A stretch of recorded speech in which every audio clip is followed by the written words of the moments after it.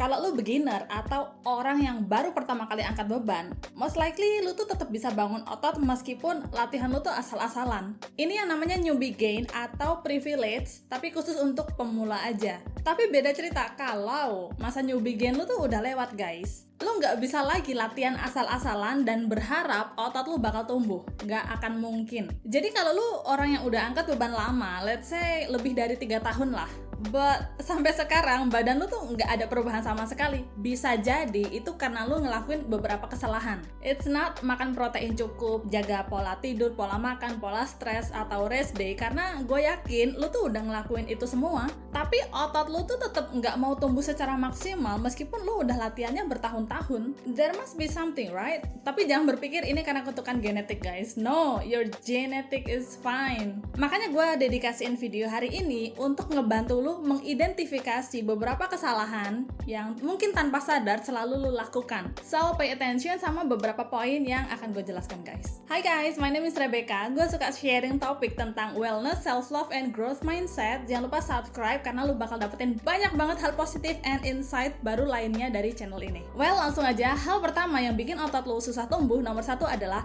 training only one each muscle in a week. Atau lu tuh cuma ngelatih otot lu 1 kali doang dalam seminggu. Misalnya latihan otot punggung nih, dalam 1 minggu lu tuh cuma latihan 1 kali doang otot back. Padahal untuk lu bangun otot, minimal lu tuh harus melatih 2 kali otot yang sama dalam 1 minggu. Hal kayak gini tuh biasanya terjadi karena schedule latihan. Lu sibuk banget kerja atau kuliah, jadi lu cuma sempat untuk nge-gym tuh sekali doang seminggu, I don't know. Atau bisa juga karena lu salah bikin jadwal training split. Lu bikin latihan dalam seminggu itu 6 kali tapi schedule-nya kacau. Udah ada banyak banget studi tentang training frekuensi ini, guys. Dan hasilnya adalah melatih otot yang sama 2 kali seminggu itu lebih superior dibanding lu cuma latihan sekali doang. So, alasan kenapa otot lu nggak tumbuh secara maksimal meskipun lu udah latihan bertahun-tahun bisa jadi karena training frekuensi atau schedule training split lu tuh cuma ngelatih 1 kali otot yang sama dalam seminggu. Nah, penyebab selanjutnya yang bikin otot lu susah untuk tumbuh nomor 2 adalah not progressive overload. Gue pernah ketemu orang yang dari dulu kalau latihan berat bebannya itu tetap sama. Jadi meskipun udah ketemu 2 tahun setelahnya, berat bebannya tuh masih di angka yang sama. Jadi setelah fase newbie gain-nya selesai nih, dia tuh udah nggak ada progres lagi. Entah karena dia takut nambah beban atau karena dia nggak tahu, I don't know. Tapi yang jelas tubuh kita itu selalu beradaptasi, guys. Nah, supaya otot lu tuh mau tumbuh, lu harus men-challenge latihan lu dengan menerapkan namanya progressive overload. Contohnya gue awal deadlift tuh cuma bisa di 50 kilo. Mungkin pada saat itu udah challenging banget. Tapi lama-lama berat 50 kilo ini jadi enteng banget, jadi ringan karena tubuh gue beradaptasi, gue makin kuat. Nah, di momen inilah gue perlu meningkatkan intensitas latihan gue, yaitu dengan meningkatkan beban. Jadi sebelumnya 50 kilo ya jadi 55 atau 60 kilo. Atau bisa juga dengan meningkatkan set atau repetisinya. Pokoknya harus ada yang ditingkatkan lah. So, kalau lu merasa otot lu tuh stuck, nggak ada perkembangan, coba make sure lu tuh udah ngelakuin progressive overload atau belum. Penyebab selanjutnya yang nomor 3 adalah switching exercise too often, atau lu terlalu sering gonta-ganti gerakan latihan. Jadi tiap kali datang gym, lu tuh gerakannya random, nggak pernah stick sama schedule latihan. Contohnya minggu ini lu baru latihan squat, form gerakannya belum bener, tekniknya masih belum pas, intinya masih meraba-raba lah. Di minggu depan, lu bukannya latihan squat untuk ngebenerin gerakan, malah lu latihannya bench press atau gerakan lain. Ibaratnya latihan squat aja belum tuntas, ini malah lu udah ganti gerakan yang lain. Tahu nggak, otot itu menguat dulu sebelum dia membesar. Ingat ya, otot jadi kuat dulu, baru setelah itu dia membesar.